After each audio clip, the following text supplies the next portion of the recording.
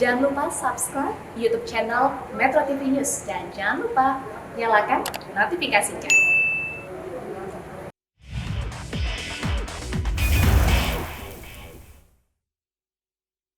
Asosiasi Provinsi PSSI DKI Jakarta mendesak pelaksanaan kongres untuk kepengurusan Asprof PSSI DKI Jakarta yang masa jabatannya berakhir pada 22 Februari mendatang. 16 dari 30 anggota Asprof kompak menyuarakan kongres untuk mengusung kepengurusan baru. Sesuai statuta PSSI pasal 32 tentang kongres, anggota diberitahu secara tertulis mengenai tempat dan tanggal setidaknya 60 hari sebelum digelarnya kongres. Sejauh ini, Exco PSSI DKI Jakarta juga belum memberikan informasi terkait kongres. PSSI juga telah menghimbau Asprof PSSI yang sudah habis masa periodisasi kepengurusan untuk segera menggelar kongres. Iya, kenapa kita angkat terkait dengan Kongres Asprof ini? Karena Asprof adalah salah satu ujung tombak untuk mencari bibit-bibit muda potensial demi timnas Indonesia yang lebih baik. Dan sudah bergabung anggota Asprof DKI Jakarta, Pak Erik. Selamat malam, apa kabar Pak Erik? Selamat malam, alhamdulillah baik. Baik, Pak Erik, sejauh ini apa yang menjadi kendala dalam hal ini Asprof DKI untuk menggelar kongres? Apa yang menjadi masalah sejauh ini? Kami voter klub dalam hal ini tidak mengetahui secara persis ya kenapa gitu ya. Acara kongres yang harusnya dilaksanakan selambat-lambatnya 22 Februari 2022 ini belum ada kabarnya. Justru itu kami menanyakan kepada PSSI Pusat dan juga Asprof bersurat mengingatkan bahwa ada ketentuan dalam statuta PSSI untuk menyediakan kongres sebelum masa kepengurusan berakhir, begitu. Baik, jadi dikhawatirkan ada pelanggaran terhadap statuta PSSI di mana seharusnya 60 hari sebelum masa jabatan berakhir sudah ada kongres, begitu ya Pak Erik ya? Nah, iya, karena gini, kongres itu kan terbagi dua ya. Pertama kongres biasa dan juga kongres luar biasa. Kalau kita mengacu pada kongres biasa yang diatur dalam statuta PSSI pasal 32 dan agendanya pasal 33, itu untuk ke kongres biasa itu hanya dilakukan 1 tahun sekali. Di mana di agenda kongres itu selain kepengurusan, ya pergantian ataupun perpanjangan, juga ada pertanggungjawaban tahunan. Nah itu kan berarti hanya bisa setahun sekali itu pertanggungjawaban kepengurusan. Tentu dalam kepengurusan hari ini seharusnya sebelum tanggal 22 Februari mereka melakukan kongres biasa untuk merampung semua agenda kongres biasa tersebut, di mana agendanya sudah ditentukan.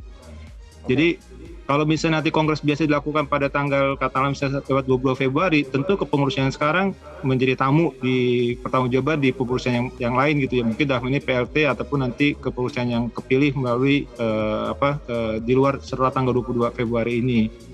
Sedangkan kalau kita mengacu pada kongres luar biasa itu pemberitahuannya 30 hari.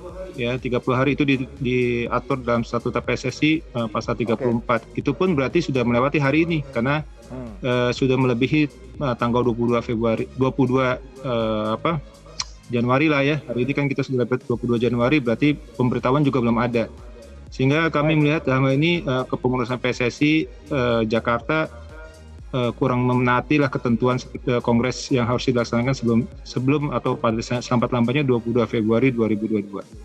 Oke, Bung Joy, tapi kalau menurut Anda sejauh ini bagaimana Anda memantau kinerja dari para Asprof ini yang ada di Indonesia demi kemajuan sepak bola Indonesia? Ya, sebetulnya ya kalau kita bicara sepak bola dalam konteks yang sangat luas, satu negara bisa kuat persepak bolanya kalau asosiasinya atau federasinya kuat. Nah, apa salah satu indikatornya? Tertib manajemen, tertib administrasi. Kalau kita berkaca kepada Asprof ya, Asprof DKI yang seharusnya sudah kelar kepengurusannya tahun lalu karena ada pandemi dan macam-macam. Untuk urusan kongres yang paling penting saja, karena itu menentukan sebetulnya program dia dalam tahun-tahun ke depan. Kan kalau kongres biasa 60 hari, anggota semua udah harus tahu acaranya apa saja. Kalau kongres luar biasa 30 hari, sudah harus disebar. Ya, tempatnya sudah pasti, acaranya sudah pasti. Nah, kalau tertib begini saja tidak bisa terjadi pada Asprof DKI, bagaimana mau menggelar kompetisi? Ya kan? Bagaimana mau memajukan sepak bola? Boro-boro dari dulu kritik saya sejak zaman Nurdin Halid, Asprof itu tidak pernah ada kerjanya. ya. Boro-boro menggelar kompetisi kerja, mereka cuma datang setahun sekali kongres atau rapat tahunan, datang ke Jakarta, terima uang saku, ya kan? Udah itu aja kerjanya. Apa yang dikerjakan di daerah tidak ada. Gitu loh, dan mereka tetap mempunyai suara untuk pemilihan. Kan luar biasa gilanya menurut saya. Ya kan, tidak pernah ada kerjanya, tapi mereka tetap punya suara karena itu diamanatkan oleh kongres sebelumnya, gitu loh. Nah, saya bilang kalau mereka tidak pernah bekerja, targetkan harus bikin kompetisi A, B, C, D. Kalau tidak, kehilangan suara. Tetapkan itu di kongres, tidak pernah terjadi. Oke, tapi bagaimanapun kalau kita berkaca dari Jateng kemarin, Bung Wesley, ini peminatnya sangat banyak, ada 25 tokoh bersaing untuk jadi exco Asprof PSSI. Apa yang membuat posisi Asprof ini selalu menjadi menarik bagi orang-orang? Iya, pemenangnya udah jauh-jauh hari kita tahu lah ya, sebenarnya di Asprof Jateng itu pertarungannya menarik ya secara politik. Kenapa menarik? Karena mereka punya suara dalam menentukan kebijakan PSSI, memilih dan ikut bersuara. Dan ketika terjadi yang kita dengar dari bertahun-tahun, setiap kali ada Kongres Jakarta, senyumnya lebar. Itu Asprof membawa suara dan mereka senyumnya lebar. Nah, harusnya Asprof, kenapa orang berebut? Karena ada posisi yang dia bisa naik tingkat lagi. Ini jembatan. Jangan lupa, sepak bola adalah olahraga yang paling cepat mengangkat seseorang ke jenjang yang lebih tinggi. Baik. Dan itu nggak bisa dibantah. Orang berebut menjadi Asprof. Tadi kalau saya tidak tahu, kata Bung Joy, kerja nggak ada, tapi setiap kali kongres senyum lebar kan?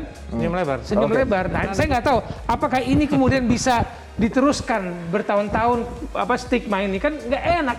Siapa yang mau jadi Asprof kalau stigma ini begini? Saya kembali ke Pak Erik. Pak Erik, tadi bagaimana menanggapi komentar dari Bung Joy dan juga Bung Wesley? Sebenarnya apa yang ingin Anda harapkan begitu untuk kepengurusan yang baru?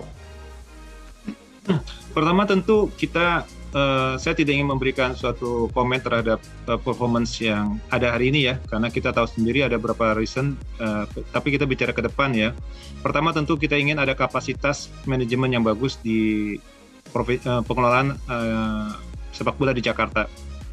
Ya tentu tadi saya setuju dengan kita perlu mencari pengurus yang punya kapabilitas manajer yang bagus sehingga agenda-agenda dasar ya dari organisasi itu bisa terpenuhi. Dan hari ini kita melihat bahwanya kegagalan untuk melakukan kongres sampai dengan tanggal 22 Februari menurut kami adalah suatu hal yang fundamental yang harusnya tidak perlu terjadi. Karena berkaitan dengan kelangsungan dan juga kelanjutan dari sistem atau pola organisasi yang harusnya langgeng lah seperti itu. Terus kedua, kami juga mencatat beberapa prestasi Jakarta yang masih belum menggembirakan. Dan itu satu solusinya yang kita sepakat itu. Kompetisi harus berjalan, terus kemudian kita ingin mengelola suatu kompetisi menjadi lebih baik ke depan, sehingga bibit-bibit muda panggung Jakarta ini menjadi panggung percontohan bagi Asprof dan juga kota-kota ataupun daerah-daerah lain di Indonesia. Baik, dan juga tentunya kompetisi untuk sepak bola putrinya juga bisa berjalan dengan konsisten ya Pak Erik, ya itu yang kita harapkan. Baik, terima kasih Pak Erik atas waktunya bersama kami di Soccer Time, dan juga kita lihat nanti apakah kongres khususnya untuk Asprof DKI ini bisa berjalan ya, karena batas waktunya sampai 22 Februari, kalau tidak nanti bisa dianggap demisioner begitu untuk kepengurusan yang lama. Baik, nanti kita akan kembali dengan informasi dari Serie A Italia yang katanya